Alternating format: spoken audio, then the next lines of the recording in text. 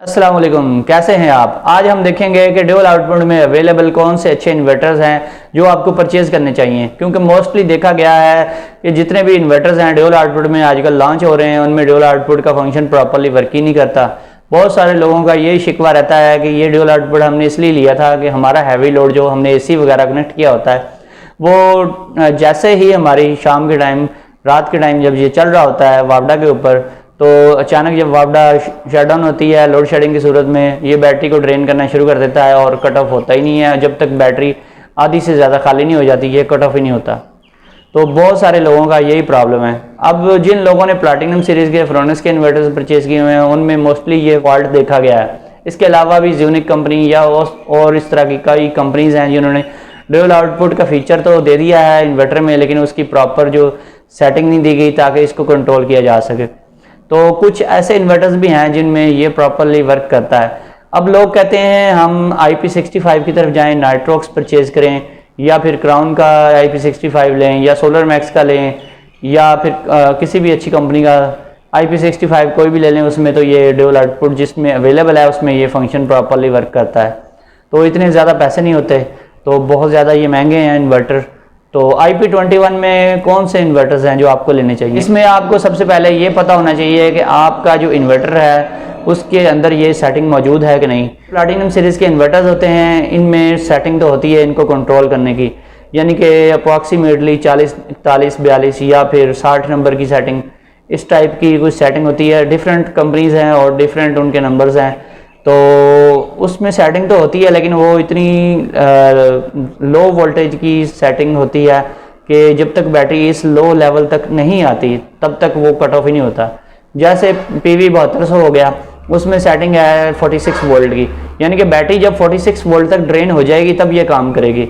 इसी तरह से जो PV 5200 है इसमें सेटिंग ये वाली है तकरीबन 23 वोल्ट की, यानी कि जब तक बैटरी जो आपने चार्ज करवाई है 27 वोल्ट पे, वो जब तक 27 से 23 पे ड्रेन नहीं हो जाती तब तक उसने काम ही नहीं करना।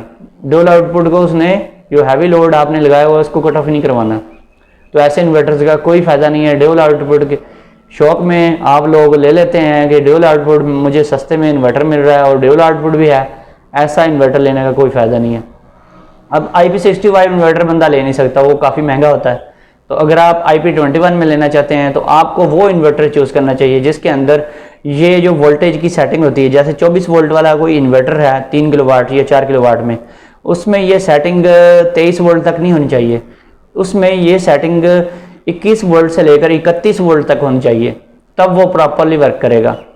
और इसी तरह से अगर आप 5 किलोवाट या 6 किलोवाट का इन्वर्टर परचेज करते हैं उसमें ये सेटिंग 46 वोल्ट तक होती है, तो 46 वोल्ट तक नहीं होनी चाहिए। ये 42 वोल्ट से लेकर ये होनी चाहिए मिनिमम जो है 56 या 58 या फिर 61 तक होती है अच्छे इन्वर्टर्स जो होते हैं। अब क्राउन के इन्वर्टर्स जो हैं इसमें एलिगो 6 किलोवाट है, इसमें ये सेटिंग बहुत अच्छी रेंज है इसकी, यानी कि 3 किलोवाट का अगर आप कोई इन्वर्टर लेंगे, ज़ेवियर इन्वर्टर है, तो उसमें ये रेंज 31 वोल्ट तक होती है, यानी कि जैसे ही बिजली बंद हो वैसे ही कट ऑफ हो जाता है हैवी लोड।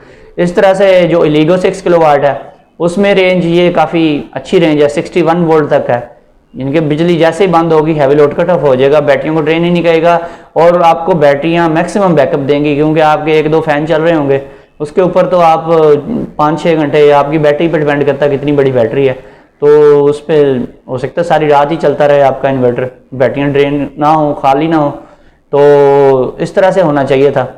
तो अब ये है कि कुछ दोस्त जो हैं वो वेरोन भी यूज़ कर रहे हैं, तो वेरोन जो यूज़ कर रहे हैं उसका ड्यूल आउटपुट जिन्होंने यूज़ किया हुआ है तो वो बताएं कि इसमें ये ड्यूल आउटपुट किस तरीके से काम करता है, कमेंट्स में बताएं। दोस्तों वीडियो पसंद आई है तो वीडियो को लाइक एंड शेयर करें। फिर मिलेंगे नई वीडियो के साथ। अल्लाह हाफिज़।